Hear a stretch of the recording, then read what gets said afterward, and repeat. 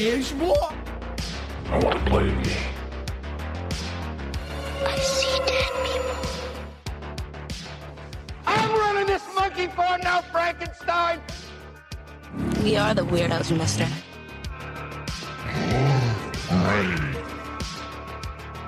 Welcome to the Horror Speaks podcast. What's up, weirdos? We're back. I'm Michael. I'm Whitney. I'm Sydney. I'm Jason. You're still 1/4 of us, right? Yes. All right, just making sure. Episode 3. So today we just watched Heretic. Yeah, it was a good old religious movie. Heavy on the religion. But today we're going to talk about our top religious movies, religious horror movies, I would say, and then go into our review on Heretic. Yeah, I think we'll discuss collectively some movies and then we'll kind of go deep dive into what we thought about the movie and everything.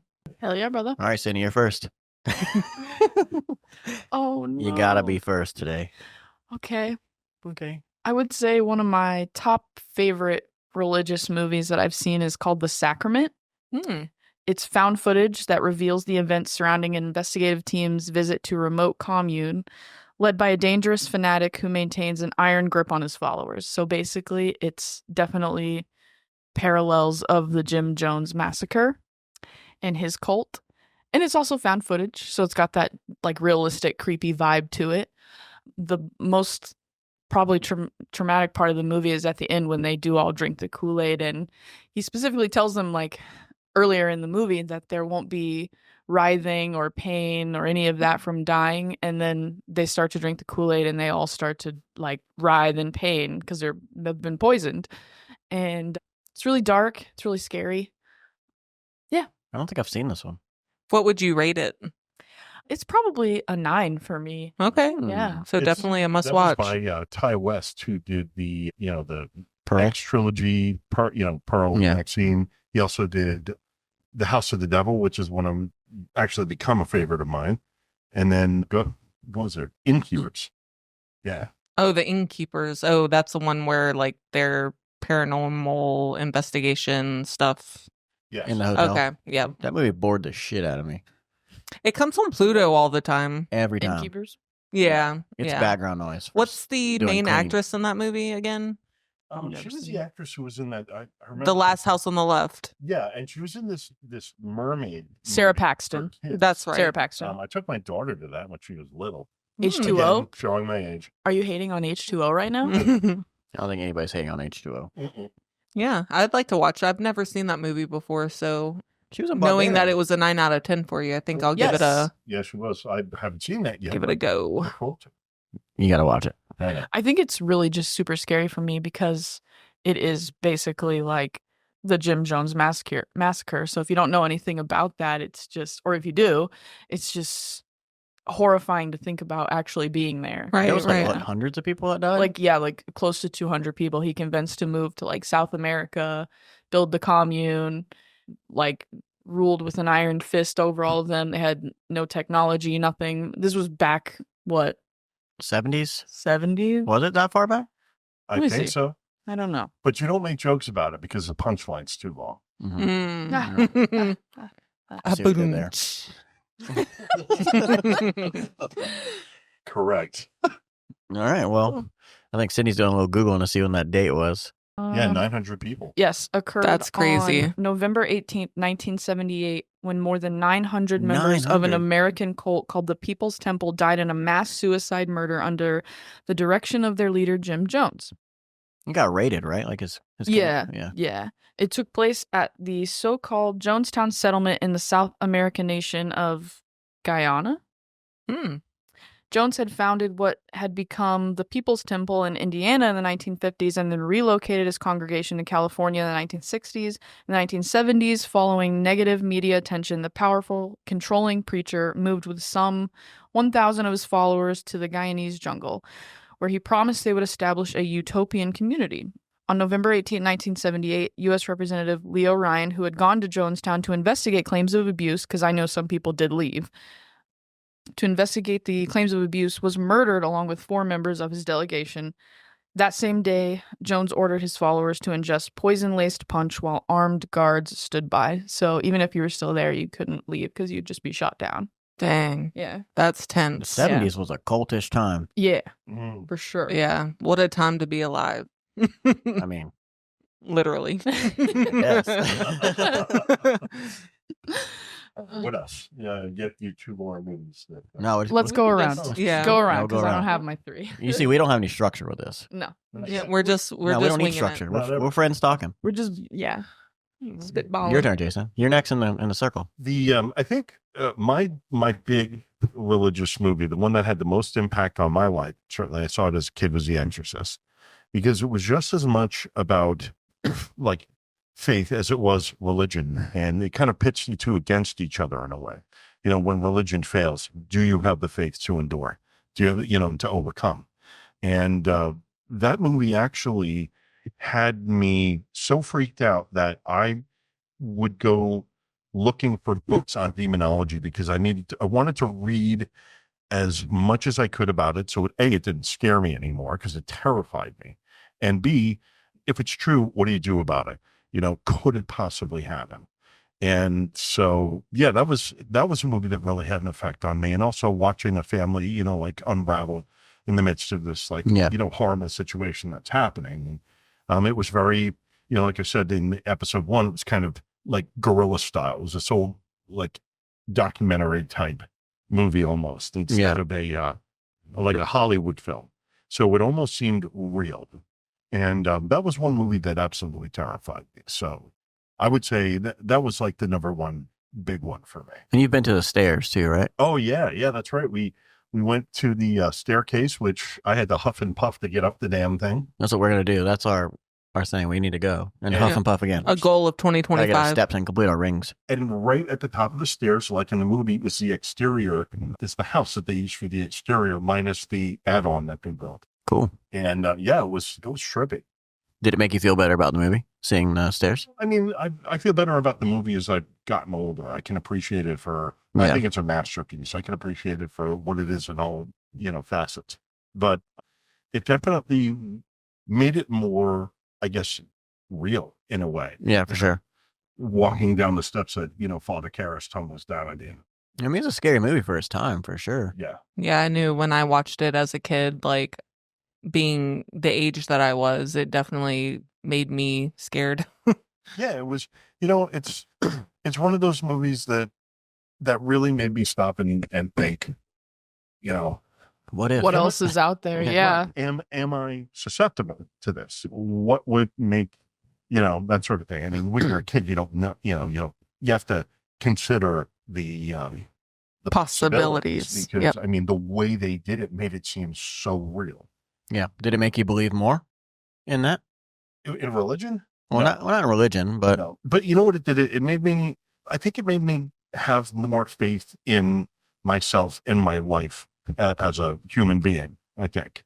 And I think that was a point like that the director had, or the writer had in writing the story, and the director had in directing it, was to make you think and make that sort of decision for yourself. And, which is not so far off from the movie we're going to be reviewing later. So, wasn't there something happened during filming on that movie too? well, a couple of people did die. Yeah. I think the actor who played the director in the movie passed away shortly after. I don't know if it was after the movie came out or it was after he finished filming. I know someone apparently their infant passed away, but it's not that it happened while they were filming. It's they were involved in the film. Yeah. So, there were a couple of things that happened on the, surrounding the filming. Creepy. Yeah. That's super creepy. All right, Whit. Yeah, so I think one of the movies that I've seen in the past that I really enjoyed, and just the fact that it was based on religion, but also it was just the stereotypical horror movie, is The Possession in 2012. It's a different route from the usual demon-focused exorcism stories. It was directed by Ol Bornedal. I don't know if I'm pronouncing that right. I'm still butchering that. Yeah. It's based on the supposedly true story of a cursed Dybbuk.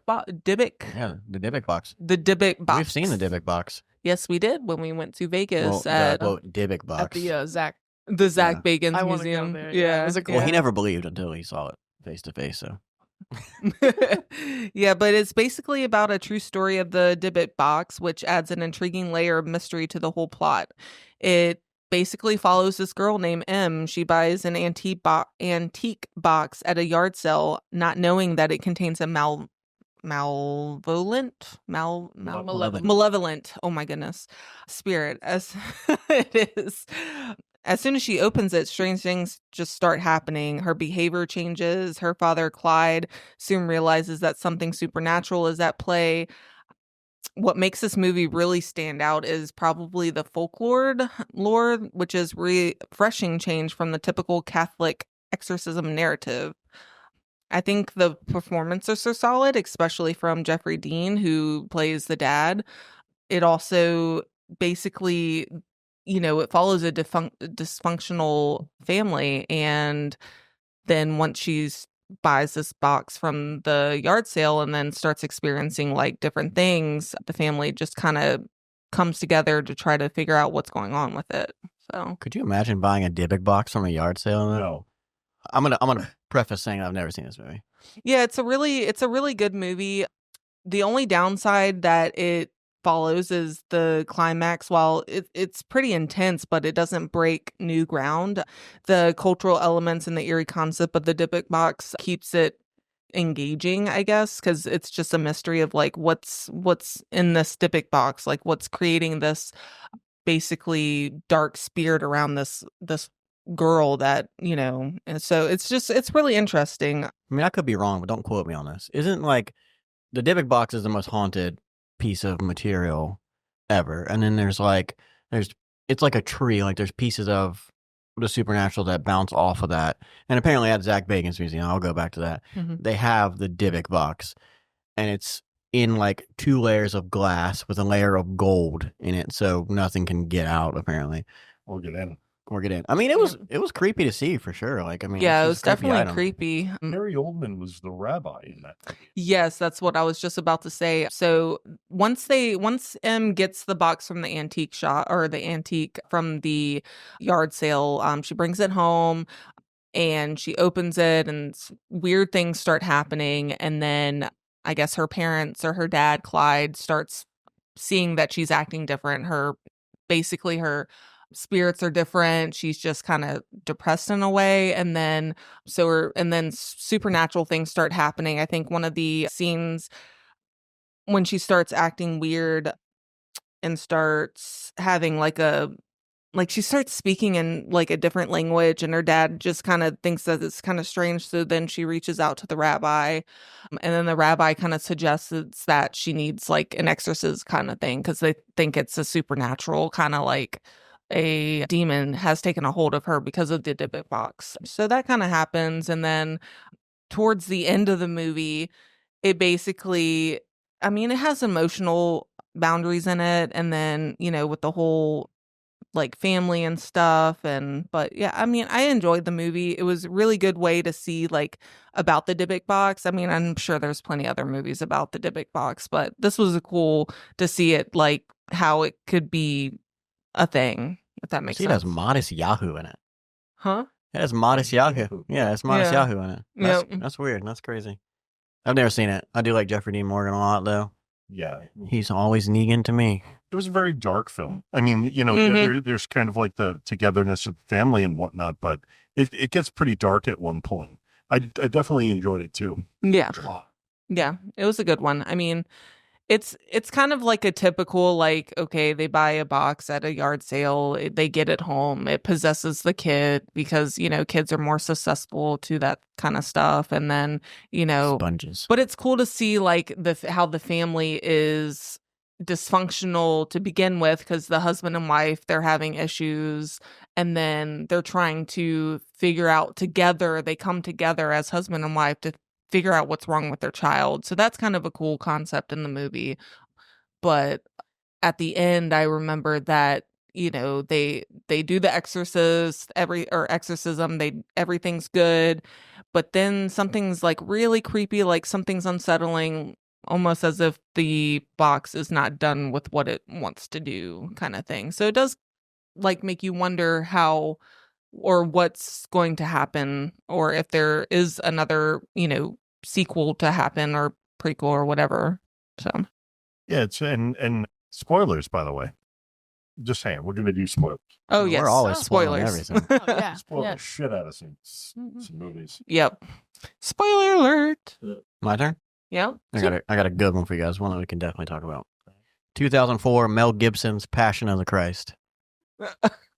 I haven't seen it. I'm kidding. Oh my I did goodness. see it come up My on the- eyes I got did see so it come up on wide. the list, and I was I'm like, "Is that a kidding. horror movie?" I was like, "What? I mean, it could be a horror That's what movie. he said. He's like, "It might as well be." Yeah. I I'm was about to say. kidding. I'm Fuck kidding. you, Michael. It's 2019 Ari Aster's Midsummer. That one was so good. This is a favorite for all of us, huh? Yeah, yeah, all right. We'll have our own Ari Aster Yes. episode too. The 2019 horror film written and directed by Ari Aster, who did a couple other great movies. Hereditary was awesome. Didn't he do? No, he didn't do Talk to Me, did he? No, That was the He brothers. did, The Truth About the Johnsons, wasn't it? that was a short film on YouTube, which is Excellent. very disturbing. Excellent. The other Then- one he did was Boa's Afraid. Yeah, And that's yeah. we'll talk when we talk about that. We'll talk about that. If you know, you know. And I don't care what anybody says. Florence Pugh came into her own. She's in this bae. movie. Oh, hell yeah. She is great. Another scream queen. I was about to say that she's a scream queen. Queen. See? Queen. Yeah, One of us. see? Without being a scream queen. You know, like I don't think she hasn't Love really. you as cream jeans. What? What? Oh, we're going balls deep in this episode too. Oh no.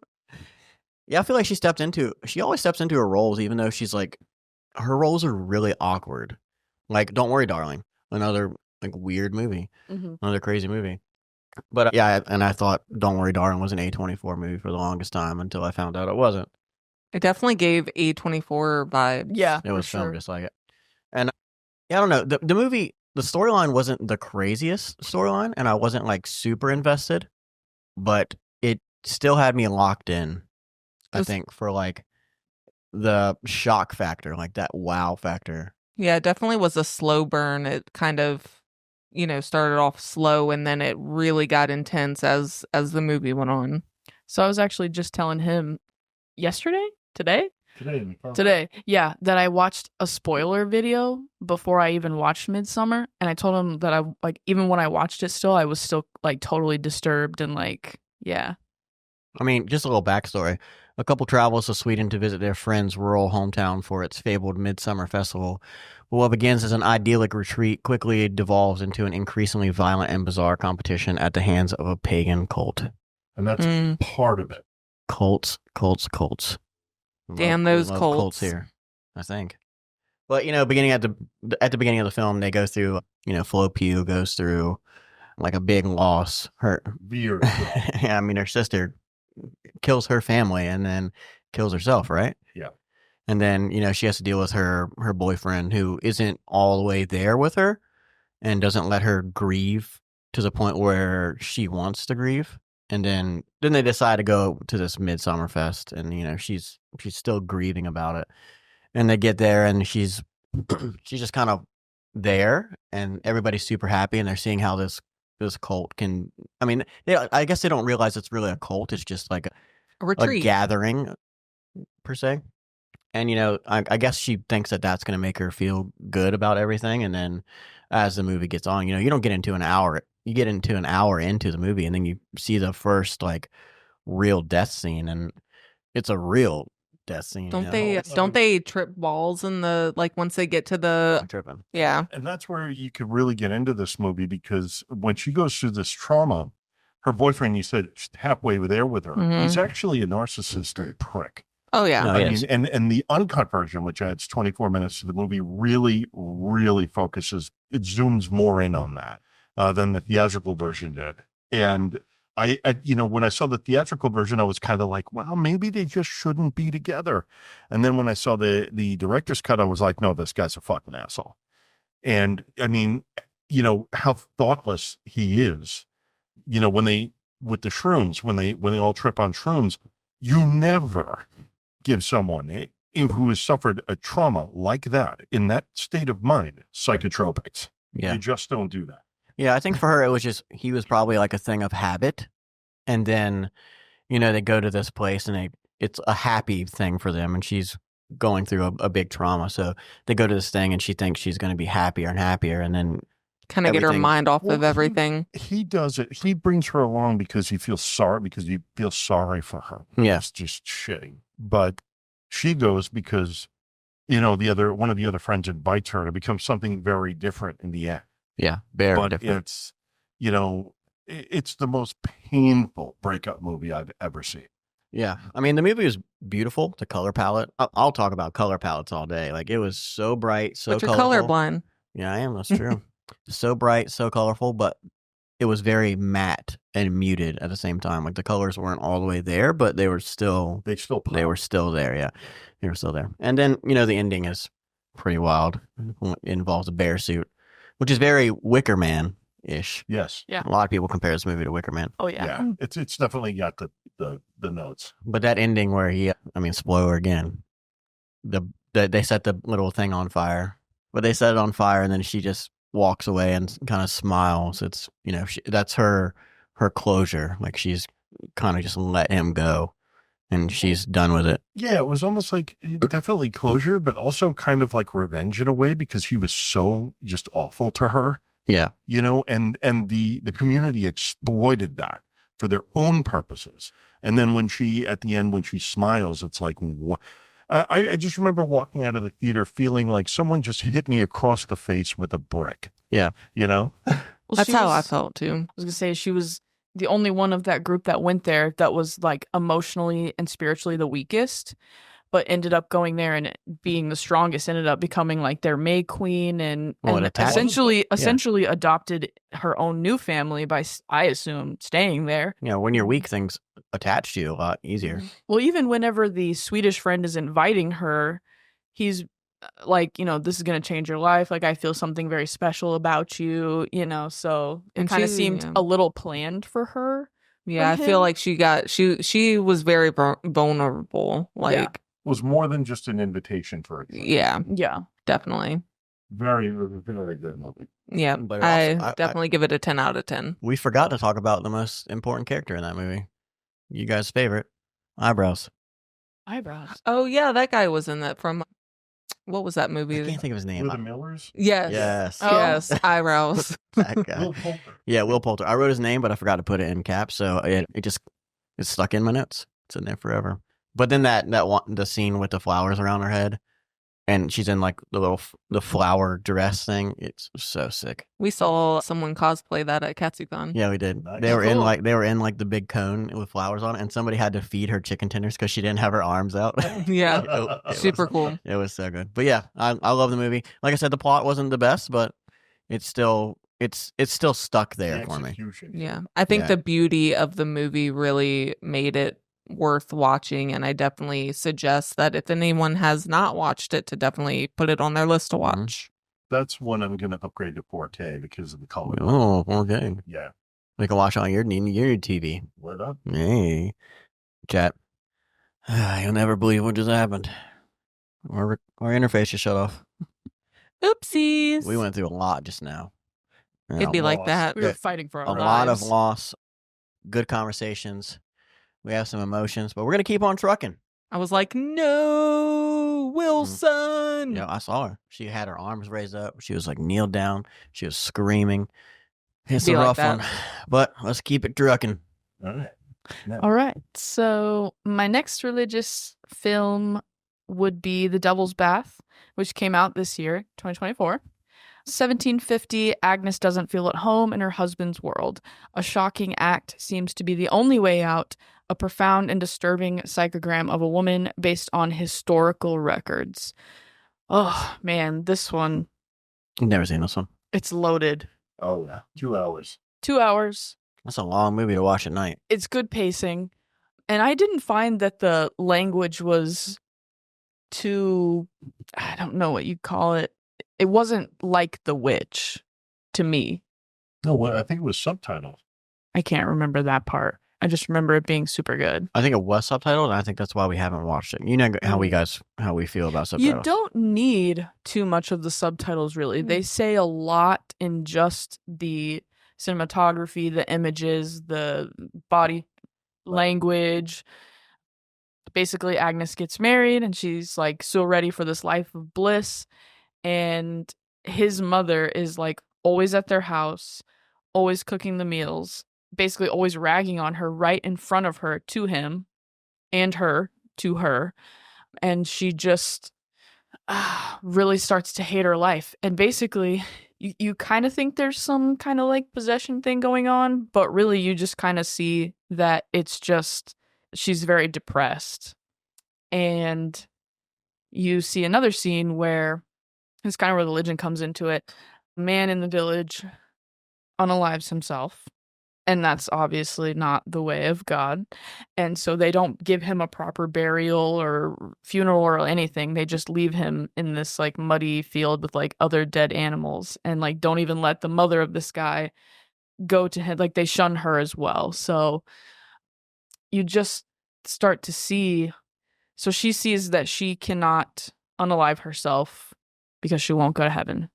So she has to do something horrible. Yeah, I actually, sorry to interrupt. No. I did hear about this movie the other day, about what you're saying, how she couldn't unalive herself because she has to do something horrible. And then, like, they start, like, killing kids and babies? Well, so the first scene, spoiler, it shows another woman standing at the edge of this waterfall holding a baby. And you think that she's going to, like, jump or fall with the baby. She just tosses the baby. Yeets that baby right off the waterfall. And it's basically like she wants death by cop. Oof. in this day and age, essentially, because she can't kill herself, but she's so depressed. Yeah. So the town obviously holds you responsible for your crimes, and they kill you, which is not killing yourself. So basically, yeah, she lures in a little boy and like stabs him. But wouldn't in return, if she did something horrible, wouldn't that be a sin? So yeah, that's kind of where like the whole hypocrisy of religion and where we're going to go, I think, with the main movie of tonight's episode is just kind of the hypocrisy of religion and what's the most right one. And I hate a person or a movie or anything that justifies doing something horrible like, oh, it was God's will for me. No, it was not God's will for you to kill a child. That's not how that works, so... But she does beg for forgiveness, and she is granted that. So that's, with that, she accomplished it. But think about back in that day, how low you would have to get in order, just because of this, religious dogma, which is really how they make you think there might be something else going on in the movie, which is a really nice stroke, for that. And then how low, basically, you see this woman over the 2 hours just get to a point where the only way she can see out of this miserable existence is to kill a child and then ask for forgiveness so that she can be killed and go to heaven. And set free. I mean, it's pretty fucked up. Because at one point she gets completely just fed up with her married life and she goes back home, but then they don't want her there because she's a divorced woman. And it all goes back to those social standards that are unrealistic, so oppressive to women, unfair, just and completely ludicrous sometimes. And so she gets kicked out of her own home, like her own family, and she hasn't been married that long. Like this is like a month in maybe of her marriage, and so they kick her out, and that is when she feels just so at her lowest. It's basically depression. It's like a fancy word for depression, I felt. Yeah, and the doctor it's really the priest, and the priest only exacerbates her depression and her will to escape being alive. But she's so happy to be executed at the end. It's really freaky. The lead actress in this movie is fantastic. And just that they believed like the religious person of like your community or tribe or whatever back then to be the doctor, because at one point they'd stick this weird needle and thread through the back of her neck, and it's like that is in no way any sort of medical treatment, medicine, like it's ludicrous. Yeah, Yeah. unethical. Yeah, it's unethical. Yeah. Isn't that when she feels anxious or has intrusive thoughts that she has to thread it through? Just to like pull it back and forth. Yeah. So That sounds brutal. Yeah. It's horrific to watch, but the cinematography is beautiful. The scenery is gorgeous. It's, it's sort of Dreadful, the dreary. palette is kind of washed out. Yeah. So it just kind of feels lifeless. As it goes along, you kind of take the journey with her. And this is by the two directors who did Goodnight Mommy and The Lodge. And it's 10 out of 10. Yeah, we've seen Goodnight Mommy. Yeah, Goodnight Mommy was kind of crazy. The Lodge is Haven't seen The Lodge. amazing. Dark See The as Lodge. fuck that movie. Yeah. Sick. Yeah, Yeah. this is their masterpiece as far as I'm concerned. I think definitely after hearing about this, I think it should be a movie that we Yeah, we'll watch. put it on our watch list. Definitely sounds like I would enjoy it. It's also so crazy how like then they didn't have modern medicine, so their ways of coping with things and dealing with things were a lot different than what we do now. And this was around the time of course, another movie we'll talk about, witches. So if they believe that God was not in you, then you're dead. It doesn't matter. Yeah. It doesn't matter what you think, doesn't matter what they think, they're right, you're dead. So and it goes back to even like not too long ago too, like recent, I mean I wouldn't say recent histories, within the last century, shock therapy, shocking people to make them different, like we know that doesn't work, Or believe differently. but yeah. they believed it. So it's just what happened. But that was really like, you have to believe it or we're going to do this to you again, is really where that comes from. And you're either with it or you're. Yeah. Just crazy. It's either you believe or you're just dead. And you got to pick a door. You got a choice. Wink, wink. Sorry, getting ahead of myself here. So, all right. So moving on to the next one, I think I'm going to go a little bit lighter in a sense with this next one. This is a dark comedy in a way, but it's also got social commentary to it. It's called El Dia de la Bestia, which is Day of the Beast. And it is by director Alex de la Iglesia, who is one of my favorites. There were two directors that came out of Spain in the early 90s, and one was Guillermo del Toro, and the other was this guy. So this movie, in short, is about a priest who... I'm just going to say it. I have PTSD now. I keep looking at the interface. We've been personally victimized by the interface. And I'm seeing everybody looking at it. I'm just, because I'm like having really engaging conversations right now with whoever's talking, and I just see your eyes go down, and I'm like, he's looking at it. I want to make sure it doesn't happen. Anyway, yeah. So anyways, this movie is about a priest who is alerted by his superior, who alerts his superior that, and this all takes place a couple of days before Christmas, the 25th. Love a good Christmas movie. Yeah, no, it's not a Christmas movie. All right, love a not good Christmas movie. The priest discovered a code in the Bible that on Christmas Eve, the Antichrist is going to be born in Spain, and he shows this code to the priest. And so what this priest then does is goes into Spain, and he commits all sorts of sins, acts of sins, there you go. Sins, we'll group them. There's one great scene where he's walking past this mime who's standing on the ledge of a subway, and as he's walking by, just pushes him over, and it's a very dark comedy. And so what he does is he checks into this hotel, and he basically runs into this big dude. He's a satanic record store clerk. He runs a record store, and he wants to know what the most evil music he has is, and it's by this local band. So he starts listening to heavy metal music, because he's doing all these things to make the devil appear to him so that he can kill it.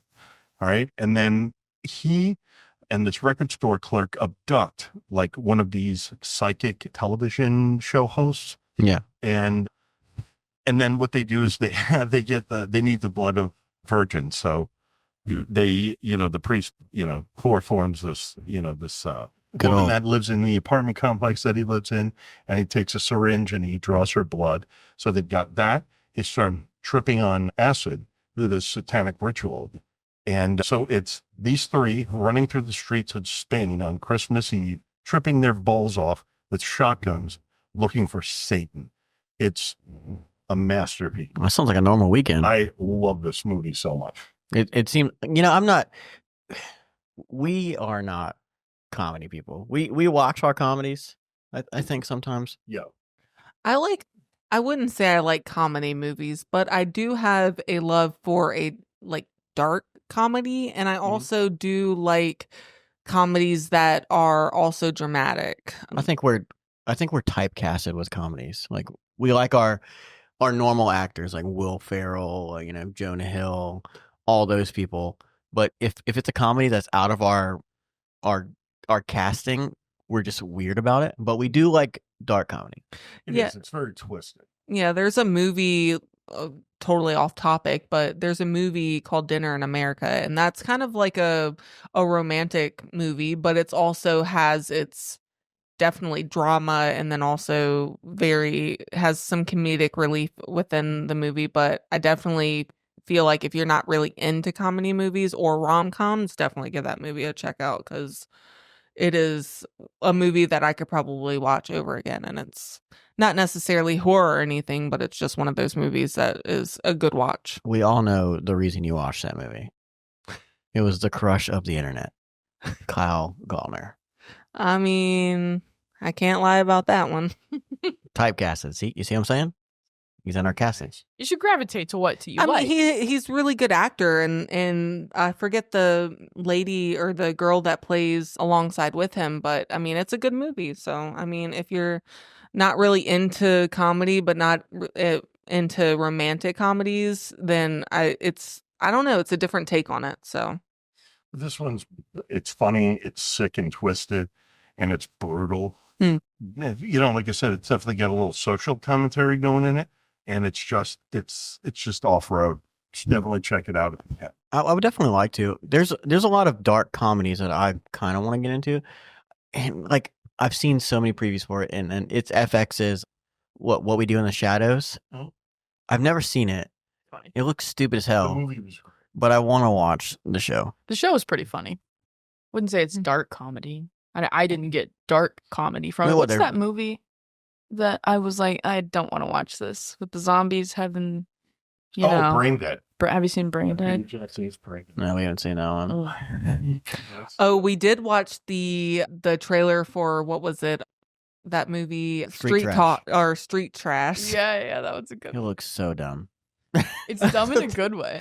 It reminds me of what was that? There was a movie that came out like not too long ago. Was it called like All Zombies Die? I don't remember what it was called. Oh, I remember what movie you're talking about. It had Kylo Ren in it. The guy that played Kylo Ren. Adam Driver. Adam Driver. Yeah. Yes.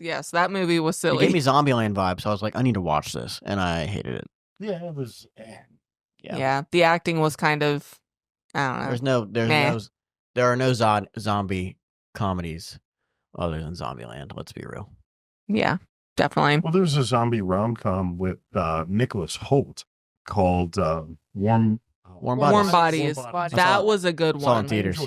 I hated it. That was a good movie. Sorry. I didn't see it. Well, don't worry about it. M83's Midnight City. Yep. I do love that song. So we were talking about movies today that had a song that stuck in my head, and that song will be fucking stuck in my head. Who was the actress that played in that movie? Warm Bodies. I don't remember. Yeah, it was a good little cutesy zombie silly movie. I don't know. James Franco's brother was in it. Oh, that's right. Yep. And so wasn't John Malkovich in it? I believe so. The girl was Teresa Palmer. Okay. She was in Lights Out. Oh, cool. That's where I know her And from. Fall Guy. Oh, cool. And Bedtime Stories. Interesting. Was John Malkovich in it? Let me check. Hold on, chat. I can't remember. Why should I remember? I vaguely remember. He was. Nicholas Holt's in Nosferatu. Oh, Nicholas cool. Hoult is in Nosferatu. I didn't know. Howdy doody. I knew he was in that because I remember seeing that scene in the road, and it's him. And Renfield. Yes. Haven't seen Renfield. That's another dark comedy. Oh. It was fun. I didn't mind it. Yeah. But yes, John Malkovich is in that movie. I enjoy him. He's in a lot of stuff. Holt? Yeah. Oh, Yeah. Dave Franco's in Warm Bodies. Yes. That's who it was. That's who it is. Yep. What a looker. So I think the movie that really, it kind of terrified me when I first saw it, like for the fact that I could not go to sleep after watching this movie, because there's little movies that do that for me, but this movie really had a huge impact on my nightly sleeping. That is The Devil Inside in 2012. If you're into that kind of exorcism movie and also a found footage style, then I think that you should definitely give this a try. It was directed by William Brent Bell. Like I said, it's a documentary style approach. It gives it for its eerie and realistic feel. It really sets up for the horror atmosphere. The story basically follows, the starting scene is a 911 call, and it's from Maria Rossi, who is the mother. They basically say that she calls and she says that she killed 3 people, and basically her daughter Isabel Rossi tries to uncover basically the truth behind her mother's supposed possession. She basically goes to, I think it was Rome, maybe? I always go to Rome. I think it was Rome. That's where the Yeah, I think that's where, oh no, yeah, she goes to Rome and she tries to basically figure out if her mother is either possessed or mentally She goes to ill. the Vatican, right? I Was it the don't Vatican? know if it was the Vatican. I don't think I've seen it. I What? just know that she goes to Rome and she basically seeks out these 2 priests to help her figure out if her mother is either possessed or mentally ill. Currently, her mom's in a mental institution because, I mean, she called 911 and said that she killed 3 people. And so obviously they're going to put her into a mental institution because she was claimed medically or mentally insane. So Isabel, the daughter, goes and seeks some help from these 2 priests. And while they're trying to uncover, if it's a possession or if she's mentally ill, Isabel gets to basically experience what an exorcism is. Because obviously not everyone's going to be like knowing what an exorcism is off the bat, So the priest basically, shows her what an exorcism is. And they try to get permission from the church to give them the permission to do the exorcism on her mom. The church denies it because they're like, no, she's mentally ill. They don't want to give permission for it. So they go behind the church's back. They take the mom and they perform the exorcism. And some things happen. Basically, it's like a transference of possession or something like Yeah, 'cause that. it's like, isn't it like a mixture of like they think she's mentally ill, but then they think like the church just has too many exorcisms at the time? That's what I'm thinking. So Or something that's like why they in Isabel, the daughter, she basically wants to, figure out the truth. Like what, why did her mom kill these 3 people during, I think when the mom had killed these 3 people, they were doing a after church sermon kind of thing at their house. So she's just wondering like why would my mom all of a sudden like kill these 3 people during a church after party basically. So yeah, it goes into them going through the unapproved exorcism and then, the transferent, like when they're in the middle of the exorcism, the demon or whatever is possessed in the mom basically transfers onto, one of the priests. And so then that priest starts just acting weird and some things happen. And I don't know. This movie, like it went into a lot of religion, but obviously it's, heavily based on, Exorcist and then what happened in Rome. And I don't know, this film just really felt real to me. I think that's why I really thought that it was kind of terrifying and scary, because something like this could actually, be real. Like, I mean, this lady could have been possessed, and I don't know. It's just one of those things where they had some really eerie moments in the movie towards the end, like once the priest got possessed with the transference, it got crazy.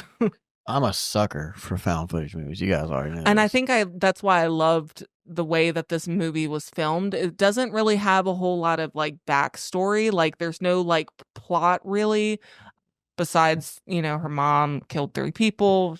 Her daughter figures out why she's doing this, or if she's mentally insane, or, it doesn't really have a strong plot. And it's not really like, it doesn't really have a slow burn, I would say. It's just kind of one of those where it's just dark. Yeah. Well, we had talked about Westworld earlier, going back to like another thing we're talking about. And then Sam Quarterman is in it, the guy that plays Lee Sizemore in Westworld. He's one of the stockholders, the shareholders in Westworld. And he's actually the father in The Devil Inside. So that's what drew me into it, because I was like, oh, shit, that's a dude from Westworld. Let me watch this. And I was like, oh, shit, found footage movie. Even better. Yeah, I wouldn't expect this movie to have a real good storytelling aspect to it. Like, it doesn't really, like I said, the plot is very, very thin. There's no, like, super huge, like, twist or anything like that. It's straight, like, goes into like everything documentary style. The cinematography is pretty good for the most part. I wouldn't say it's like top on my list, but it definitely, like I said, when I first watched it, I literally could not sleep that night because it was so realistic. And I think that since it was a found footage style type of movie, but it did go into a lot of religion things, how they went against the church, how these 2 priests are supposed to be of God and supposed to, adhere with what the church is doing. And so they basically go behind the church to figure out what the heck is happening. So, I mean, it was a good movie. The ending was crazy, to say the least. Yeah, it's just one of those movies where I could probably watch it again and not get tired of it. But yeah. Well, we will watch it again because it comes on Pluto like every other night. I actually did watch it again today. So. And we fall asleep to it nonstop. It's a pretty scary movie to wake up to. Yeah. Yeah, I think one of the scenes in the movie when the mom was in the hospital and she has the crosses in the inside of her mouth and she's just like, connect the cuts, connect the cuts, connect the cuts. That scene was like, I don't know, it scared the crap out of me. Repeating phrases are scary. Yeah. So yeah, it was just the way that, like, how possessed she was, and this demon had a huge hole in her. So yeah, I enjoy it. I think you guys should definitely watch it. I don't know how you guys haven't seen it. Oh yeah, it's been a very long time. When you started talking about it, especially the connect the cuts part, yeah, that's the one. Back to me. And for being a found footage movie, because I don't like when the found footage is just like shaking back and forth. They're running the entire time. No, it wasn't like that. So it got points. It's more of like a stylized documentary. It's documentary style. It's a found footage, but also it's not like, you have the camera. Yeah, you have the cameraman, and it's good, and it was filmed good. And I think that if you haven't seen that movie, then definitely give it a try, because it definitely creeped the crap out of me. Worth it. All right, it's my turn. We're back at it again. This is on 2 of our list, right? The Witch. Robert Eggers' The Witch. Well, let me pull up my notes. I took my notes down because I forgot about this movie. 2015's The Witch. Anya Taylor-Joy's starting role. Great movie. Robert Eggers. We had to watch it. We had honestly no need to watch this movie until we talked about going to see Nosferatu, and then we were like, well, let's get a little dive into his realm, because we are not super familiar because we don't watch timepieces, right? Everybody knows we don't watch timepieces. We can't get into them, but more so she can't get into them. Whitney, I'm calling you out. Yeah. Period pieces aren't for everybody. They're not, but something that like we haven't talked about is I feel like sometimes period pieces are the most scariest pieces. Because imagine living in a time where like you had no technology. Like there were no TVs. There's no background noise. The noise that you heard is the noise that you fell asleep to. Like you couldn't just turn a TV on to go to sleep. So like what you hear is what you hear. And I think that's like the scariest thing ever. Like imagine, I don't know about you guys, we fall asleep. There's a dog howling in the back. Talk about the noise we hear, right? Yeah. Anyway. I'm frightened. What is he barking at? Horrified. No, but I don't know about you guys, but we fall asleep to the horror channel on Pluto every night. We have that on and the fan on. So if one happens to go off, we have the other. If both go off, I'm fucking out. All right. But the movie was great. I've talked about how I feel about color palettes all day, every day. Like the movie was bleak. It was just so bland, so dark. I was watching the movie the whole time, and I was looking at the trees, and I could see color through the trees. Like I looked past the trees, and I saw the clouds. So I was like, how are they even filming this, even though it's sunny outside, but making it so dark? And I think that's a big thing that stood out to me was how dark the movie was, and how kind of weird it made you feel, you know? Lenses, I think. Well, it's a mixture between like ND filters and like soft boxes and all these weird things. And you know, it's a lot to get into, but it's just a specific way of filming that made the movie feel so dark, and it drew me in because it was so dark. But you know, the other thing that drew me in, other than the whole religious aspect of it, was the dialect the whole time. Like it was just straight period piece dialect. Yeah. Like they didn't stray from that, you know? Well, creature comforts really didn't exist back then. So it was a whole different world altogether. And then you throw a family out in the wilderness somewhere because, you know, I don't know, what was it? Because of their religion kicked them out of the community. Yeah. I think.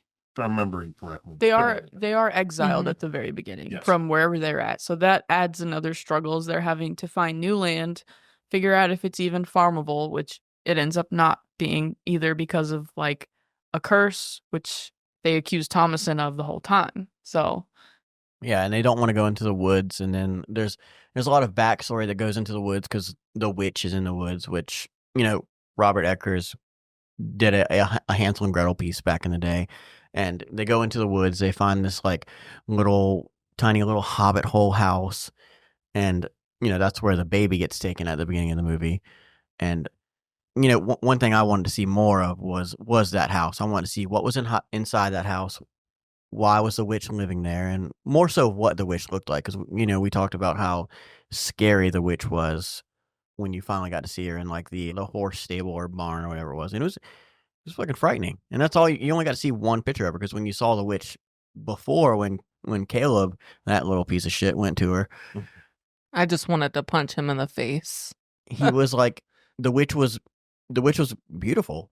Like, you know, the witch was like great. And I looked at Whitney and I was like, well, if I had to go see a witch, I mean, that would be the witch I would see.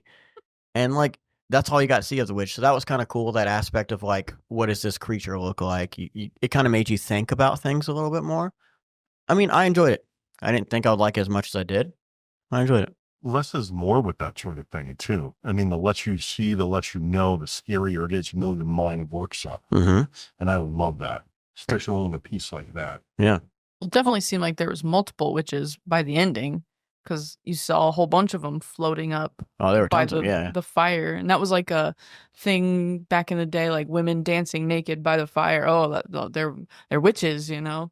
Goes back to that ludicrous way of thinking. You would think men would be okay with like floating naked women.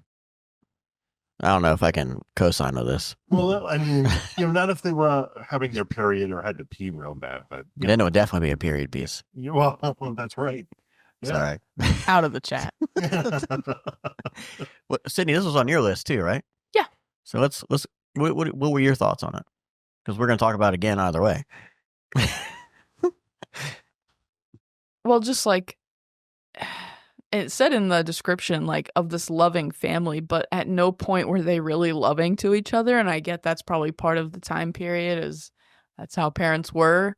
They just went strictly by the book. And well, it kind of goes. Didn't help. Well, it kind of goes back to what we were talking about too. Is like when you believe something was something in that time, like that was it, and they believed Thomason was bad news for them. Like, you know, the father sold the wife's silver cup from her dad to buy like some wool, right? Or like something that they needed. He bought like some fabrics, and then he bought the traps to catch the animals so they could get food. And that was discussed earlier on in the movie when he took Caleb out to the woods.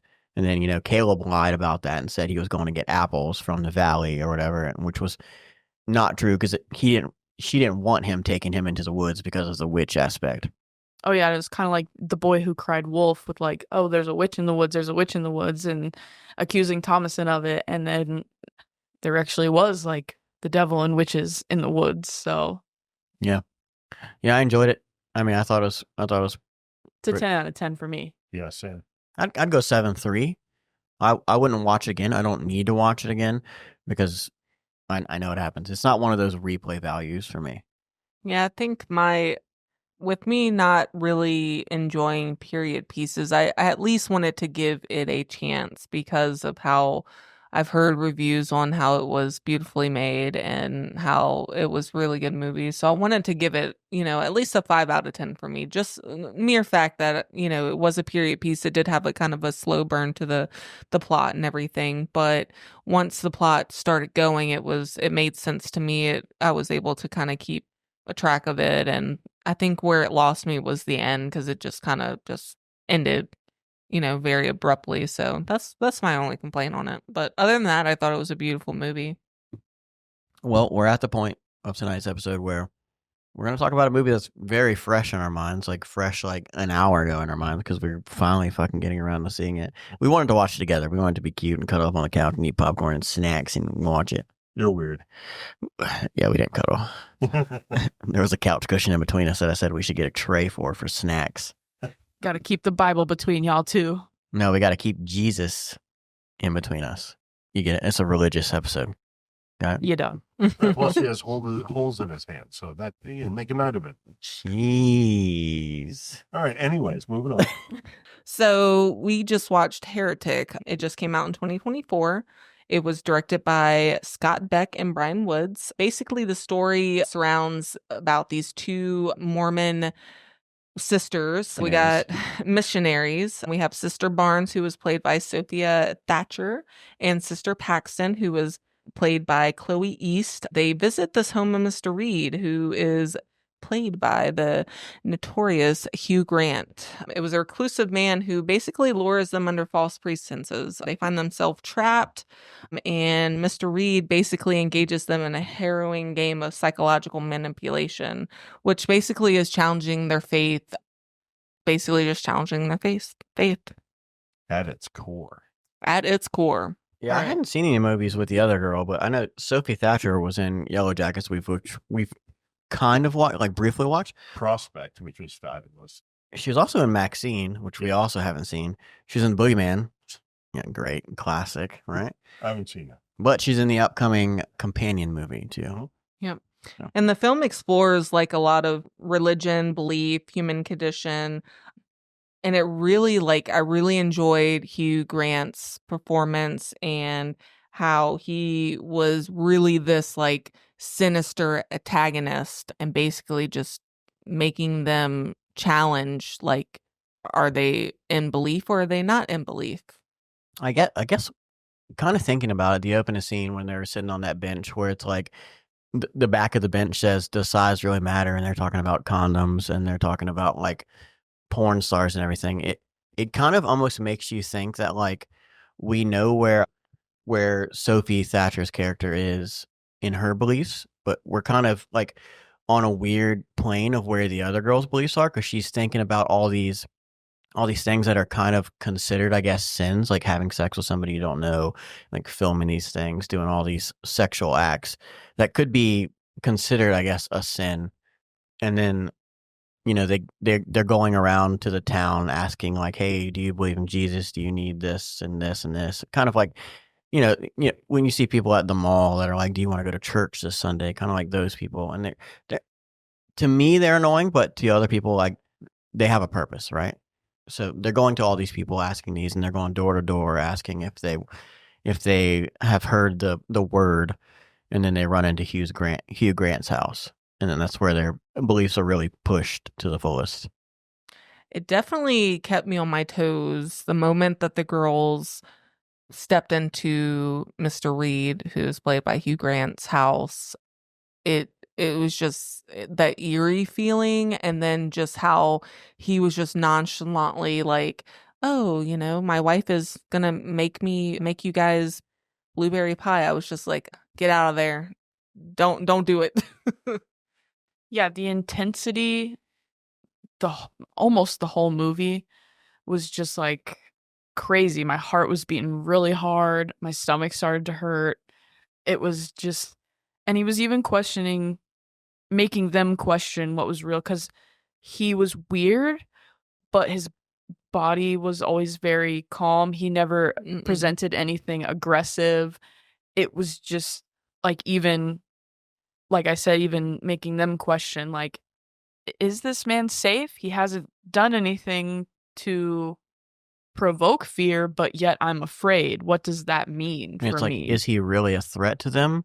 Right. Or is he just like giving them choices to do what they want to do? Yeah, because, like, they knock on this man's door. Obviously, he put his name down on the list for them to go and talk about, the church, going to church, and more information on their missionary. And so I think, like, they're not thinking anything by it, but, one of their rules was that they needed to have a female present just for their safety and just, for everything. So, going into the home, when he says, "Oh yeah, my wife's making a blueberry pie," they're like, "Okay, well, maybe I should believe them," because their thing is to have belief in people. So they go into this house thinking, "Okay, well, what could happen to me," kind of thing. So it's just, they trusted him in the beginning, that he had a wife. So it's just, I don't know. This movie was just crazy, crazy in a good and very stressful way. I like where they went with it at one point, where one of the girls told the other that it's, he's not a threat physically, but, we may not be a threat to him physically, but we can be intellectually. And I think that really zeroes in on the whole game, if you will, that they play in the film. And I love that. I mean, he really does ask some awkward questions, and he pushes them to the point where they are afraid of him. But then again, that's just because they don't necessarily, I mean, they believe one thing, they believe what they're told. And he's presenting a lot of ideas and facts and theories that really make them uncomfortable. And then where they just go from there, I thought was, how they orchestrated that was great. And I think Hugh Grant was fantastic. The two girls were also great. But go ahead. Well, no, Go ahead.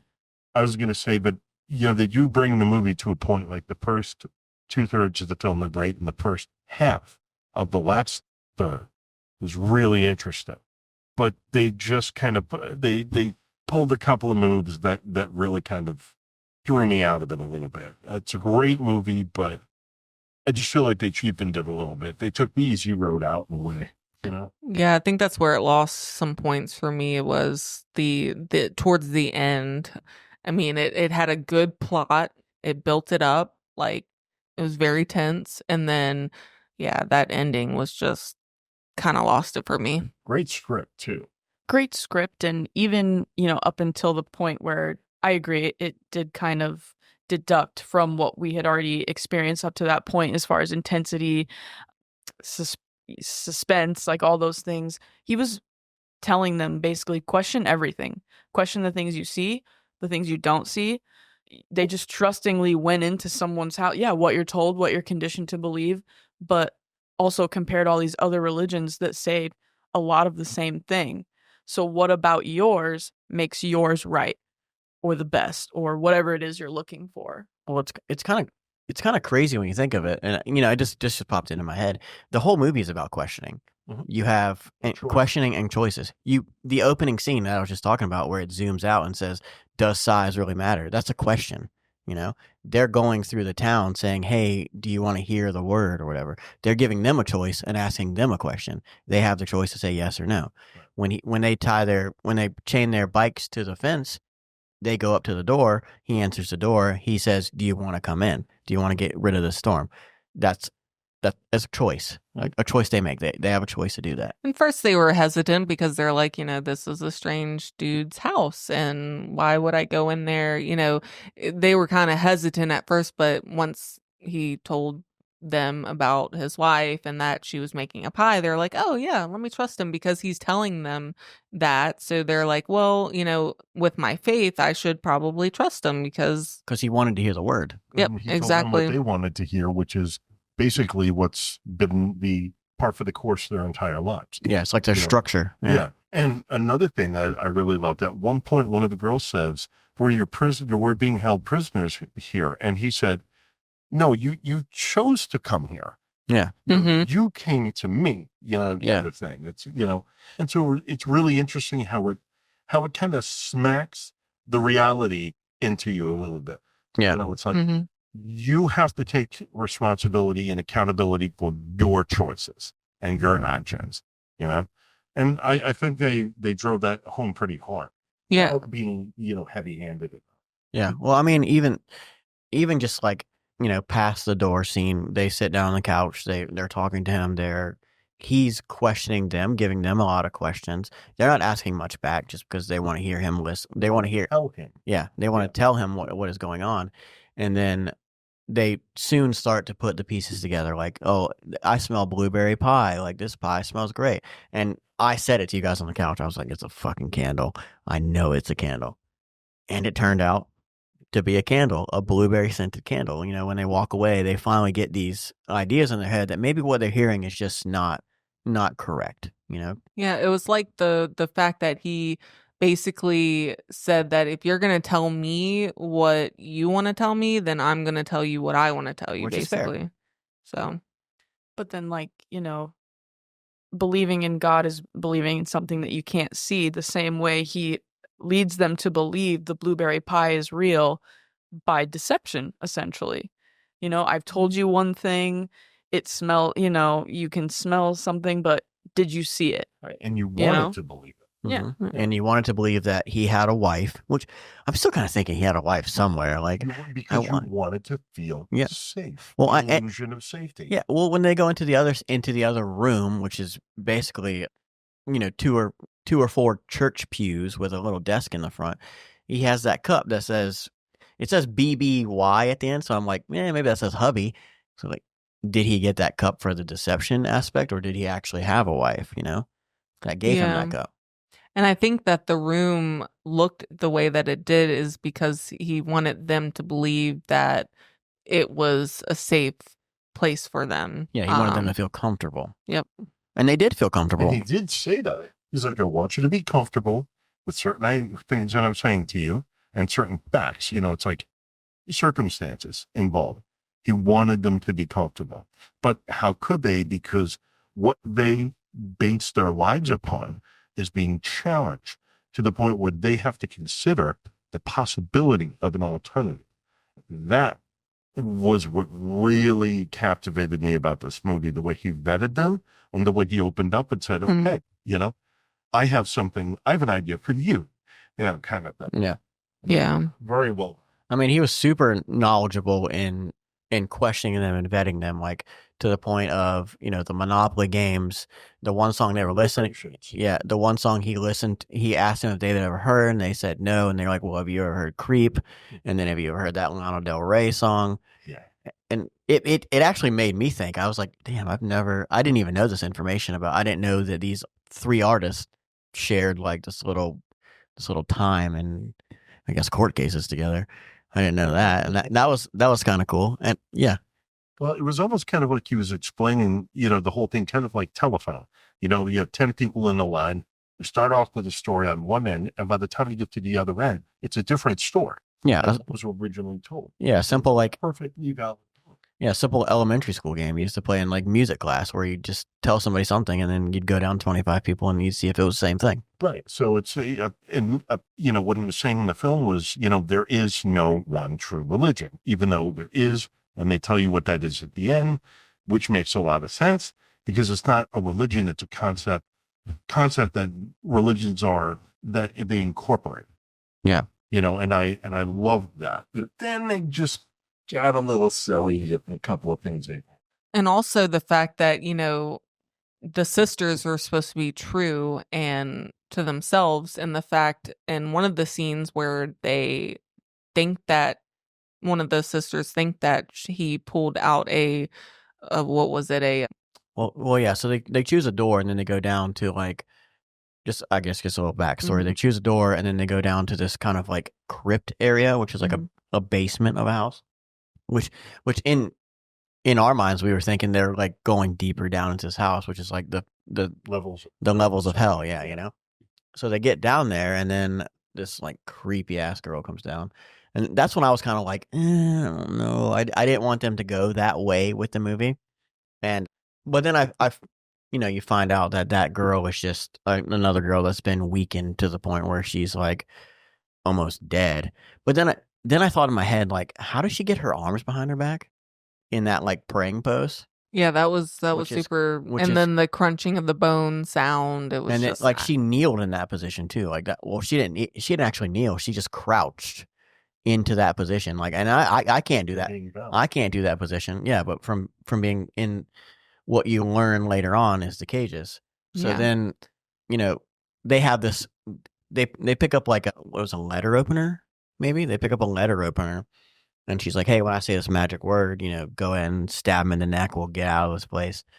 And it gets to that scene, and you think that he's gonna get stabbed in the neck, but then one of the main girls, one of the sisters, Sister Peyton, gets stabbed in the neck, and then we talk about. At the beginning of the movie, Paxton, Sister Paxton. Paxton doesn't get stabbed. I think it's Barnes. Barnes is the one that gets stabbed. Barnes, yeah. Yep. So, I mean, and then you got to think about at the beginning of the movie, like Hugh Grant is just eyeing these girls and finding out every little thing that makes them kind of tick and what they're about. And then there's one scene where you see him and he's kind of like rubbing her finger on her arm over a scar that's on her arm, and that scar is right where he cuts at that point to pull that, what he says is an implant to control her like an AI. Yeah, kind of like a tracker basically. And then at some point in the movie, I think it was towards the end, he basically, like, the Sister Paxton basically says that it could be an implant, like not an implant for AI or anything, but like birth control. And so that kind of got me thinking, like, yeah, she's a sister and all, but like, was she really being true to herself? Like, it's just a lot to think about because, you can't really believe everything. And so the fact that she probably had a birth control implant in, maybe she was basically not believing in her beliefs at some point in her life, and she was hiding that part. Yeah. She did show a little doubt at the beginning. And I noticed like throughout there were these sort of like little, ripples in the water. I don't know if it was, I don't know if it, in my eyes, I don't know if it was doubt, more so of kind of protection and safeness. Protecting her secret. Yeah, and also she had a lot of traumatic thing happen to her with her dad passing and Taco Bell Taco Bell almost dying. Yeah, I think that was kind of silly. I mean, not silly, but I think that obviously it wasn't silly that she almost died, but I think I don't know. That part of it was silly. Yeah. Taco the Bell. whole time she was questioning everything because she had to. She was hiding that little secret, but she was questioning things like in a protecting manner, like, where's your wife? Like, why do we have to come in? Can you get your wife again? And just wife, because she wanted to protect herself.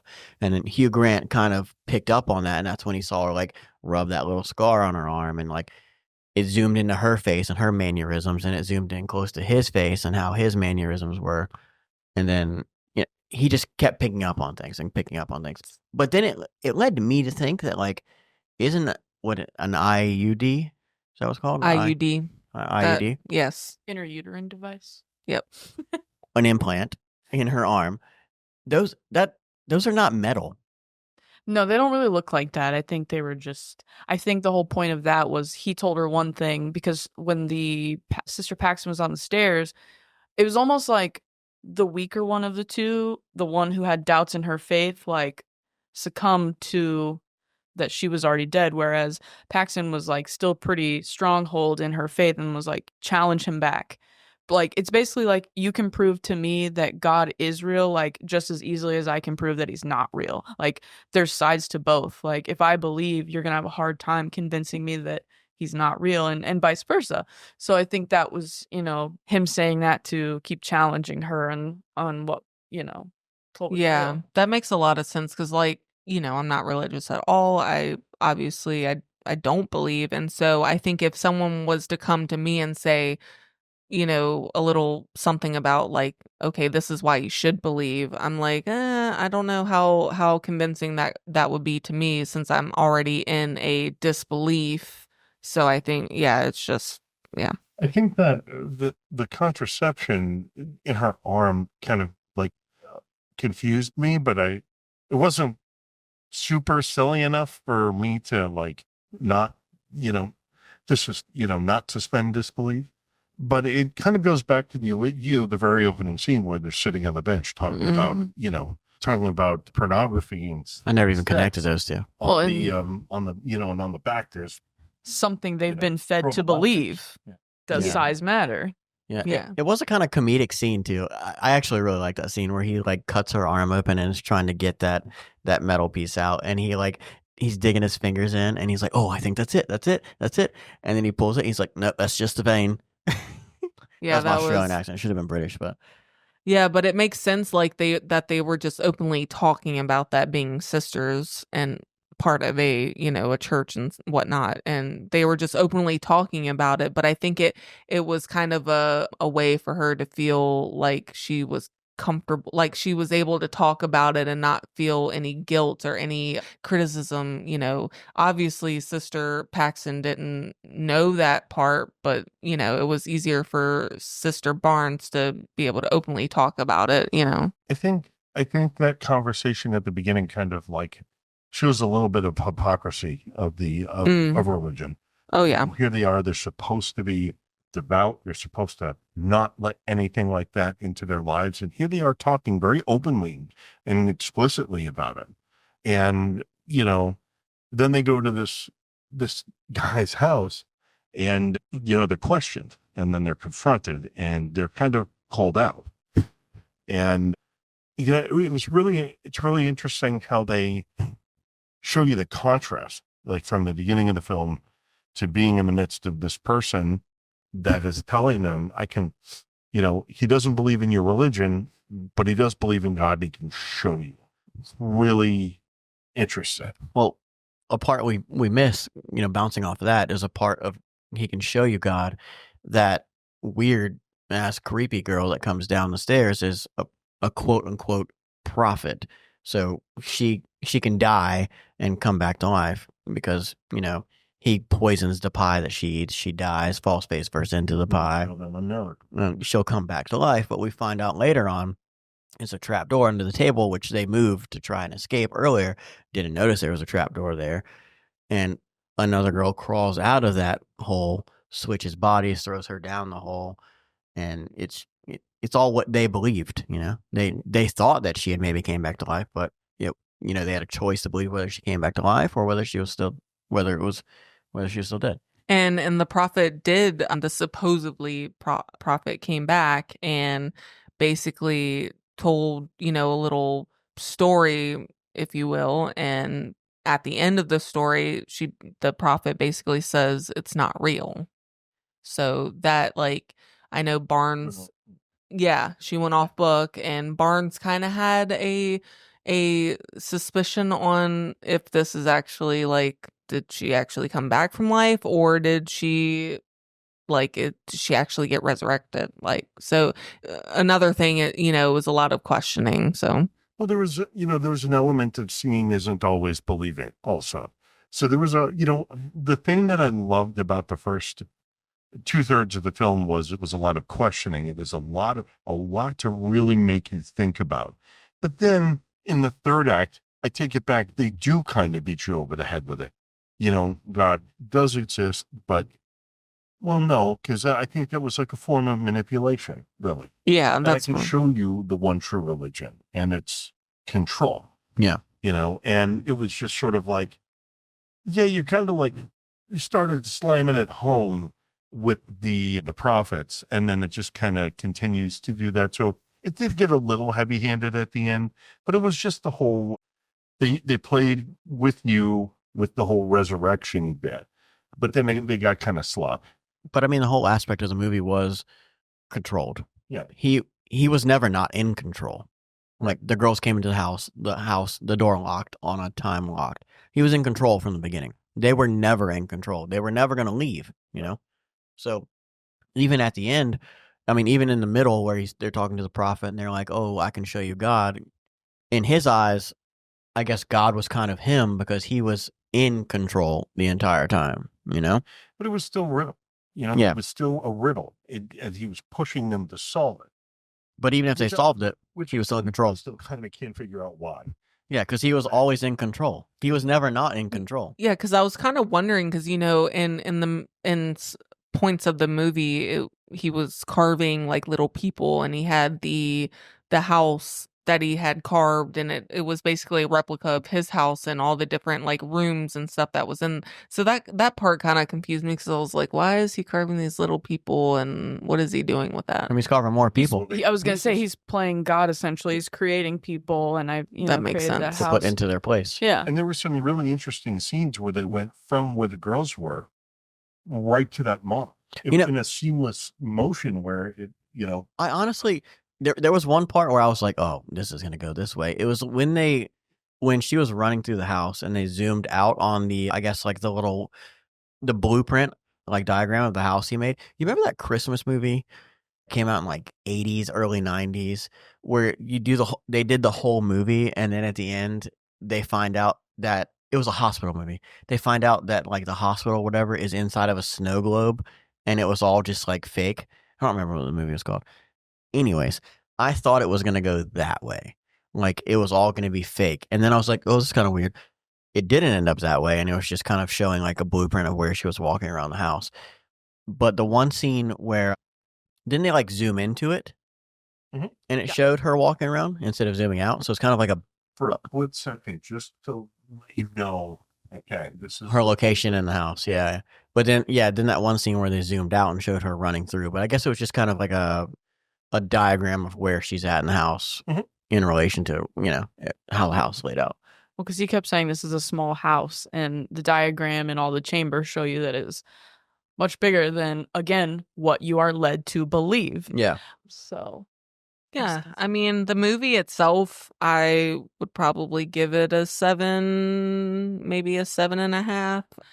I mean, it was well written. The acting was really good. It really got you thinking about different aspects of like what's real and what's not.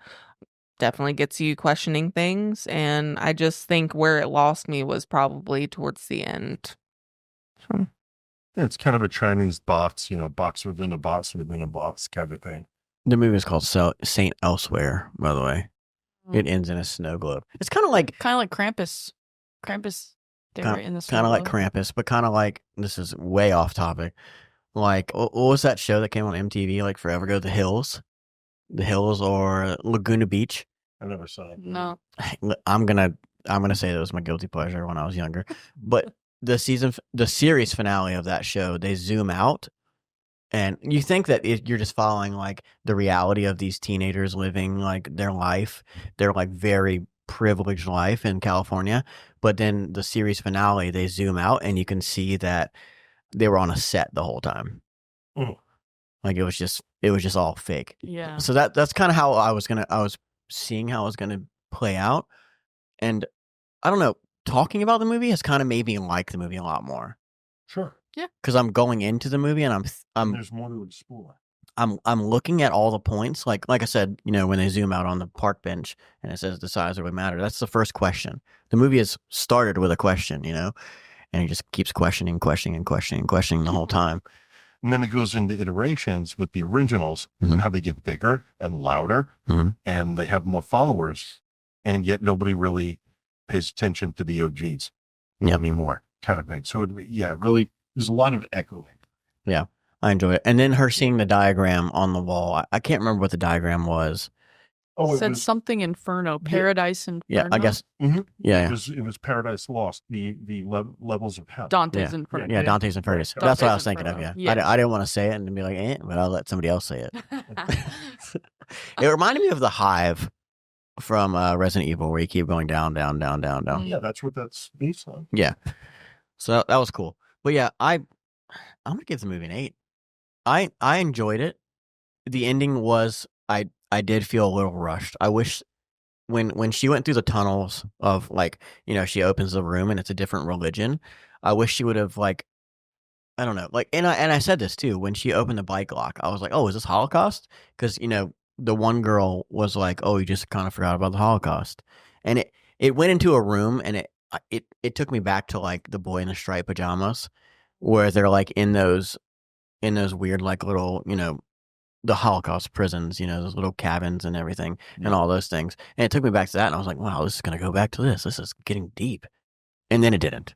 Well, I like the room that she ended up in. The final room shows you what's behind all those religions. Yeah. What's really behind it. I thought that was very clever. I like the way they did it. There was one girl in one of the cages that I thought was going to, like, play a bigger part, because everybody seems so weak in those cages. But there was that one girl that her eyes kept moving around and, like, her head kept moving around, and I wish they would have done something more than that. She looked like she had more strength than the rest of the girls just by her mannerisms, but I guess not. And then just kind of all tied in, and she just went back to the same place. Got stabbed in the stomach, and then she eventually took the letter opener and stabbed him not in the throat, just kind of like under his neck. I was like, damn, that's the way to die. But like you said, the ending felt rushed and weird, because, like, that would have hurt a lot. Yeah, that would have put you down. Yeah, that would have definitely put you down. So, like, how did he get up that ladder at the end? Through all those rooms, up the ladder. Yeah. And have strength to do anything. Yeah. And then he stabbed her in the stomach, and she's still just moving on. I guess that wouldn't have killed her as fast, but still. Stomach is a very slow and painful way to die, apparently. Yeah. And then he kind of, like, cuddled up to her at the end, which was kind of strange. Like, he was being very, I don't know, not seductive, but and that kind of makes me think he was no longer in control.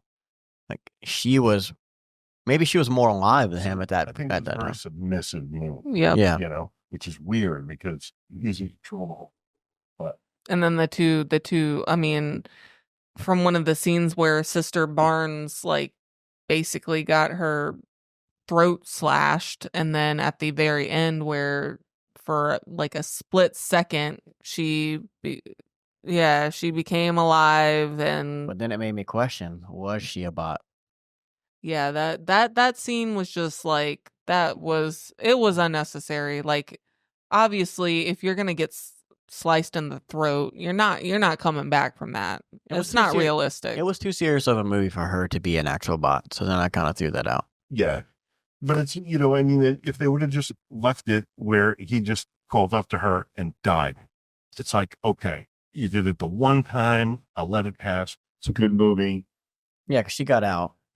Yeah, and that ending, like the very, very end, where Sister Paxton gets out, and then she's just kind of kneeling in the ground, and the butterfly, comes onto her hand, and there's a lot of movement with a stab in the stomach, and then it just ends. I'm just like, well, because the butterfly disappears. Yes. And then they had mentioned earlier in the film when you're in the dying process, when you're mentally, just checking out, your mind sees a lot of crazy shit. So was she dying? Yes, I do believe. Did she escape? That was, that was her in between life. Yeah, I can see that too. That makes sense, but yeah, I don't know. That ending just was nah. Can we talk about the star of the show, Topher fucking Grace? He's in it for 5 minutes. I know his role was just. Yeah, his role was just very, I don't know, bleak. Like, it just showed him noticing that the sisters were gone, and then, it was just very boring aspect in his, I mean, I wanted there to be a rescue scene with him. Like, a lot. It would have been very stereotypical and very predictable, but And I'm glad they didn't go there. But it goes back to he didn't ask any questions. And He he didn't. just was like, you got one of these pamphlets, what he's been led to believe, or taught Exactly. or Hmm. to teach, that's a good point. Yeah. But then also that scene was kind of gross also because he's looking for these two girls and he takes this opportunity to peddle his wares. Yeah. And I was just like, typical. Yeah. But- I was like, oh, he's gonna walk back and we're gonna see the bikes. But then we saw that one scene from the intro scene where they go through the bike wheels, and then it goes through the fence, and then you see the house, and then they go into the house. It's backwards. And it goes from the house through the fence, and there's no bike tires there. Yeah. So that was really cool. Cinematography in this movie, fantastic. very good. It was great. Very good. The coloring in it was awesome. Yeah. It was very dark, but it made me feel comfortable. Or did it? At first, Yes. I think it was supposed to, it's supposed to welcome you much like the girls in the movie. Yeah, it was very bright. And flip the script, which is what the movie did. Yeah. I'm still gonna give it an 8. I still liked it. I wouldn't watch it again. I don't need to watch it again. It's not gonna. I'll give it a 7-8. Yeah. What about you, Sid? Gets an 8. I don't know what I didn't like about the ending, but like the performances were so good the whole time, and then it was just like Meh. Yeah, it just down. like dropped off. I didn't really understand why they threw the whole women in the cages part down there. I mean, it's like we get it, what you said. They've been drilling it into our heads this whole time. I feel like we could have just left that whole little bit out. It didn't really add or take anything away.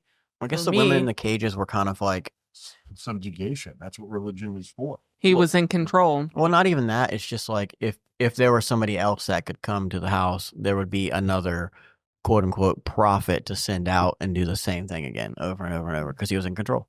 So was that his whole point, was to basically have them, like, he was going to go through this whole process of what he did, and then he was going to basically put them in the cage, He was gonna put her in the cage. or her. But that was an experiment because he said they were there based on their faith.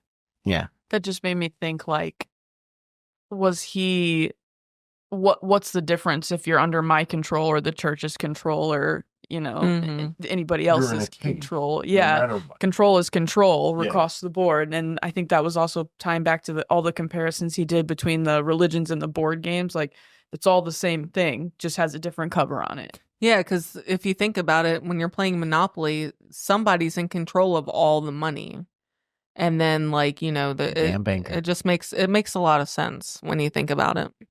Little known fact about Monopoly. Did you know when you don't want a property, you have to actually auction it off? Yeah. That's crazy. I didn't realize that until a couple of years ago, and I was like, I've been playing this game wrong the whole time. We just kind of pass it up. When you're rolling it again, you can take it then. Yeah, but I mean, the movie was good. It just, like I said, I think we can all agree it just lost a couple points at the end. But all in all, it was a decent movie. I might watch it again at some point. I might put it in my top 10 of the year. I feel like It was worth it just because of how it really made you think. Yeah, there haven't been any movies that really made me think this year. There's only been like the nostalgia. What do you make that face at, Maxine? I was gonna say. Oh well, I'm saying there wasn't really that many. The Substance is in top 3, of course. We know this, but there wasn't any other movies that really made me think. We had Terrifier. That was just like, and it doesn't go back far, but it's still a kind of nostalgia thing for me. I love Art of the Clown. Devil's Bath was like that. Is that this year? Yeah. Yeah. Oh, okay. Yeah. Cool. That was another one. That's why Devil's Bath, The Substance, and Terrifier 3 are in my top 10. Because even Terrifier, even the Terrifier movies give you something to think about if you pay attention to what's going on in the movie, aside from the gore, and then it really does. It tells a story. So. yeah, I think this movie was definitely like different as far as like horror aspect. Because you have, in religion as well, because you have, your exorcism movies and you have like the witch kind of thing where they're heavily, basically, what's the word, induced on their religion, basically. And so this movie's, it shows a different aspect to it. It's different. It's interesting. I watched Aaron Brockovich the other night. Interesting. And there's point I'm going to make. In there, the company is, there's like chromium, bad chromium in the water, right? It's making everybody sick. They're going to die, kind of thing. And they're feeding these people bad chromium, but they're telling them that it's good for them. That's religion. Yeah. It's always a choice. It's really, they're telling you it's for your benefit, but it's really for their gain. Well, organized religion anyway. And so it's just, it's really interesting to dive into this movie and really think about what they're talking about, because they do go in circles and it's subtle. It's not, that part of it's not, heavy handed. Yeah. A little towards the end, it gets a little bit, but again, this one's going to have me thinking about it for a while. Yeah, because it's like as a kid, you go to church with your parents and there's all these people at the church and you're like, okay, well, if they believe in that, then I guess it's a good thing because it's like what society wants you to believe, kind of thing. Okay. Well, here. Yeah. And so, as a kid, you're not like thinking like, okay, do I believe what all these other people are believing or do I just go with the flow basically? And so you go with the flow and then the older you get you kind of start thinking like, okay, was I just believing because all these other people were believing or what do I really believe in kind of thing? So I mean that comes with life experience. Yeah. Things that make you question, wait a second, But as a kid, are you given a choice whether you want to go to church or not? No. Your parents aren't like, hey, you want to stay home, we'll go, or like if you don't want to go, we won't go. It's just like the right thing to do at that point in your life. It's like, okay, I need to go to church, I need to believe in the word. And it's just when you get older, you kind of think like, is this really, like you start questioning things like, is this really what's to be believed or do I make my own life choices kind of thing? And of course, I mean, there are still people that go to church and, believe in all these things and this is the right way for them. And that's okay. It's fine. Yeah. It's fine if you believe in that. But I think in the big picture, it's like this movie basically makes you just want to question things. And I think that's what the beauty in the movie is. And that's why I gave it the 7.5 rating because it does have a lot of like mind twisting and mind thinking and I don't know. This movie, it gives you the choice. Yeah. Everybody has the choice to believe what they want to believe. You can either believe in it or you don't, and it's okay if you don't, and it's okay if you do. But sometimes there are the consequences if you don't believe. And there's also consequences for trying to make other people believe what you believe. Yeah, I think was definitely something that they were careful about. With this film, but it definitely unravels. If they would have walked into the disbelief door, it would have been the same door. Yeah, I think it all goes into the same spot. It was the same thing. The model shows you that. What I wanted and what I felt from it when we were watching the movie is when she opened the disbelief door, I felt this atmospheric swell when she kind of opened the door. Like, and that atmospheric swell led me to believe that when she opened the door, it was a drop. It wasn't a basement. It was a drop. And if she went through disbelief, she would drop into the basement, not that there were stairs. And then we later on find there were stairs. And I was kind of like, that could have been really cool. But did you notice like when Sister Barnes opened the belief door and she just started tearing, like just started crying? Gross. Yeah. I think at that moment she realized, okay, like this guy, we're not leaving. And that goes back, he was just in control. Yeah. Yep. There was no belief or disbelief. It was just control. Well, I think with the rooms being the same, depending on belief or disbelief, it's kind of saying like, regardless of what you pick, the end result is that you're gonna die, and that's life. So it's terrifying. It's terrifying, and that's the end result, whether you believe or don't believe, like you said. Yeah, but I definitely think this movie was very smart. It definitely. I feel exhilarated when I walk out of a movie and it gives me something to care. I really do. And this movie accomplished that. So, I'm. I'll do the 7.8. I kind of wish we would have saw it in theaters. Yeah. Yes. Yeah. Yeah, I feel like if we were to see it in theaters, it would have probably, Less comfortable. Yeah, because like I said, when we first started watching this movie, as soon as they walked into that man's house, I was like, yeah, what is happening? My feet were sweaty, my palms were sweaty. Knees weak. Mom Mom spaghetti. spaghetti. But yeah, I mean, I think it was a good movie, like I said, and Yeah, I mean, and like we said earlier, I like a movie that gets a song stuck in my head, and Creep is now stuck in my head. But it makes me want to go back to those 3 songs that were compared and compare them to. I also didn't know there was another game before Monopoly. Me neither. That was that was very Landlord interesting. something or whatever. So is that a real game? Is it not a real game? We're gonna have to find out. We're gonna Google it after But this. when they played the Holly song, and then they played Creep, I could hear the you can similarities. hear it. Yeah, it's there. Yeah, Yeah, What it's was the Lana Del Rey song? out of the other. that was what it's called. that was the that concept. Just look up Lana Del Rey Creep. No, they were. And hearing him sing it was so funny too. That was a good part. A good comedic relief from the stress we were building. yeah. I just loved how he was just calm throughout the entire segment of the movie. Like, Yeah, very demure, Very cutesy. cutesy. Very mindful. He was very mindful of their choices. He was. He was very. Well, I guess he would can say be. ironically funny. I would say his humor was incidental. You Yeah, know, it was awkward and kind of frightening, but it just kind of came out in the situation. maybe he wasn't mindful of their choices because it all led to the same thing. It was manipulation, hence control. Mhm. I mean, Yep. it's just it feeds directly down the line. Yeah, yeah, that's why I kind of said that he was a little narcissistic because he was manipulating them, but also like, They were too.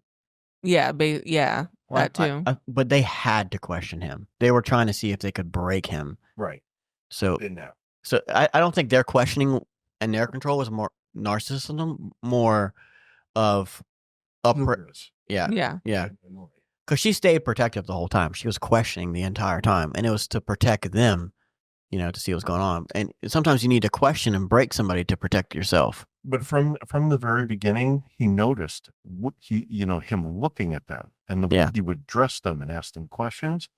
He knew which one he could take down the path, which one wouldn't go, because she wouldn't budge. Because she figured very early on that she would keep questioning and challenging him. But the other one, he could influence her thinking. I thought it was going to be the other way around, to be honest. And we keep and we keep going back and forth. And I feel like we could talk about this movie all night. But like I felt like it was going to be the other way around. Like he wanted to get questioned the entire time, but in reality, he wanted to have the weak one and make them think. Yeah, I enjoyed that a lot. And I loved how Sister Paxton basically told us like his plan, like how he took their bikes and hid them, took the U-lock and, switched the keys, and how she figured it out. And I guess that was a twist in a way. Like I would have. She was going to be the one to do it. I had no idea that she was going to be the person, because I mean, the entire movie she's just sitting there, dumbfounded. Like even when she got her throat slit, we all sat there and like, oh shit, like that just happened. Wow. Yeah. That was the end of her. It wasn't a deep cut though, so I was like, maybe she's gonna come back. An interesting thing that I noticed was she proved him. I mean, he was right, and she proved him right because she figured out, she realized it. But at the same time, he didn't change her beliefs. Yeah, which I thought was interesting. I got to think about that. I mean, he laid on her shoulder, and well, at first he was laying in the other corner. I was like, "Pray for us," like whatever, pray for us. And then he laid on her, and then she started praying. Mm-hmm. So it didn't change what she thought or anything. She still thought the same thing. But again, she did prove him right. She did figure it out that he was right. Yeah. And yes, that's wild. That actually makes the very ending of it more impactful. Mm-hmm. Realizing that actually the very last scene that the mother, yeah, because I didn't, we were watching it, and like towards the end, I was getting kind of bored a little bit because of that ending, and like I think that your opinions on the ending, when you started talking about the ending, it kind of made my mind think about the ending. I was like, maybe this isn't that good. And then I didn't even notice the butterfly. until one of you guys talked about it, and I was like, But now that you're saying that it disappeared, I'm like, wow, that's because she looked at her hand and it wasn't there. Yeah. That's her experience. But I mean, this goes back to what this whole movie is about. One person's beliefs can change another person's beliefs. Like you said, this movie sucked at the end, and I was like, yeah, but this movie sucked at the end. It sucked at the end. I said a couple of moves they kind of pulled the score down. Yeah. But it pulled my mind into that too, and I was like, yeah, this movie kind of sucked. So I didn't even pay attention to that scene. I saw her escape, and I saw like that. Of course, me looking at the cinematography of it, I saw that light come out of the tree, and then that's where my mind just went, or whatever. It got very bright. I didn't even see that butterfly scene, and then my mind was like, oh, I got to get a photo of this, the title card at the end, and then because remember what she said. She said, if I could come back, I'd come back as a butterfly and laying right on their head, not on their head, not on their shoulder, on their hand, so they would know it was me. Yeah. And then disappears. Yep. And I was like, wow. Because it goes back saying that, when you're in that state of mind, your mind kind of doesn't know exactly what it's thinking. Or what's real. Yeah. This is definitely a movie we could talk about. Yeah. I feel like I would want to watch it again just because I mean, it like we said in the beginning, it's all about questioning. So I feel like I need to watch it again to get a better, I don't know. I just need to watch it again. Pick up on maybe, like some pieces that we might have missed the first time. Yeah. Like enhance the experience of it. Yeah, for sure. Well, wow. That was a good ass conversation, guys. I'm really proud of us for this one. This was a good one, though. This was a good religious episode. I think we talked about a lot of different movies and our take on everything. And I feel like, collectively we came up with some really good ones. This was an almost 2-hour episode. Our longest episode to date.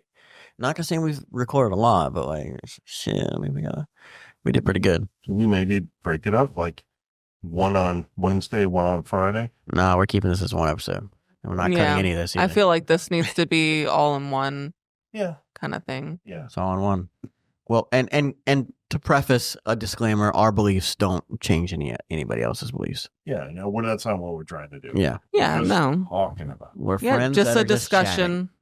Asking questions. If you believe, that's cool. If you don't, then that's cool too. We're all accepting here. Yep. We Well, accept all you weirdos here at Horror weirdos. Speaks podcast. Hell yeah. Well, this has been our episode. I hope you guys enjoyed it. Make sure to follow us at Horror Speaks Podcast on all of our socials. Make sure to drop a review if you enjoyed this episode. It pushes us up into the algorithm. It also makes us feel really good inside if you guys leave a good review.